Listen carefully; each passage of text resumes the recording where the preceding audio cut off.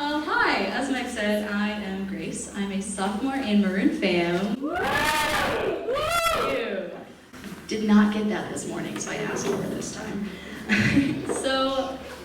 When Christian asked me to do the Snapshot today, I had a lot to think about because I've been super blessed this last year in seeing so much flourishing just in and around my life. So I thought long and hard, and I decided that I was going to talk to you guys about the 48 hours in which my life did a complete 180. So a little backstory on me. I was raised Christian, but for the majority of high school, I was agnostic.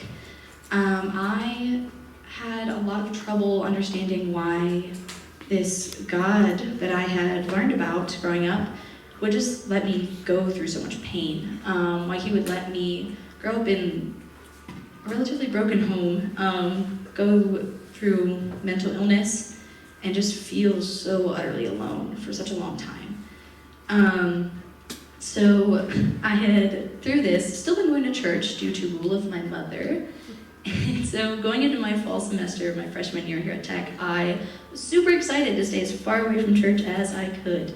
I knew, though, at the time, my roommate Emma was going to be involved with the church here on campus, but I didn't feel any obligation to go with her. So fast forward to September, and I was struggling. I hadn't made any new friends, basically. I was spending all my time with the boy that I was in a very serious and sinful relationship with, and the two friends that we'd had coming here to Tech. My anxiety was really hitting a high. I couldn't convince myself to leave my dorm room some days. And I was just going through a bit of an identity crisis as well, where I was just doubting every aspect of my life.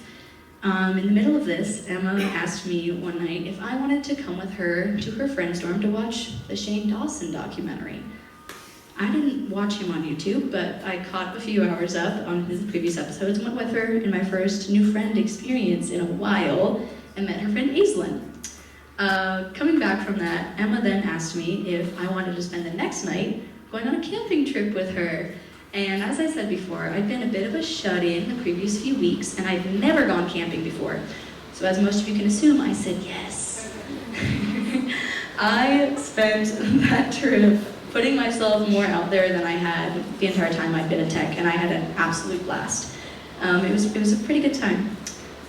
When I came back that night, I then asked Emma if I could go to church with her the next morning. And don't get me wrong, I wasn't doing this for me. My family was bugging me, asking me questions about what Emma's church was like and why I hadn't gone and that I should go. So I was just doing this to answer their questions, not for me. I didn't want a relationship with God, no way.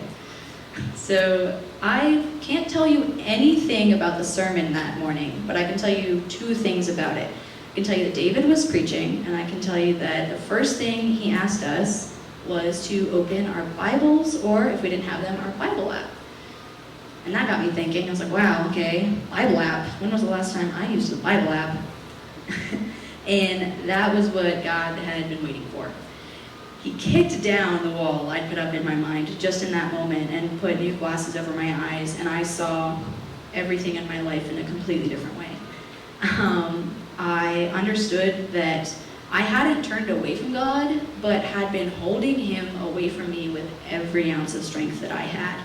I realized that I was so tired and just hurt because I was spending all my time forcing myself to look away from God and toward things that were just going to make me feel worse.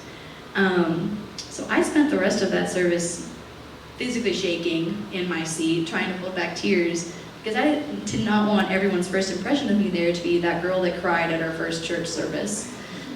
So as soon as we walked out, I turned to Emma and I said, hey, can I have Stephanie Arnold's number? She was a girl I'd met that weekend who was a senior, and I felt she had a better grip on religion than me, and I externally process every part of my life, so I needed to talk about what had just happened. So a few hours later, I'm sitting in a metal chair outside of Bolo's Cafe. If you haven't been, go. And I just word dumped on her.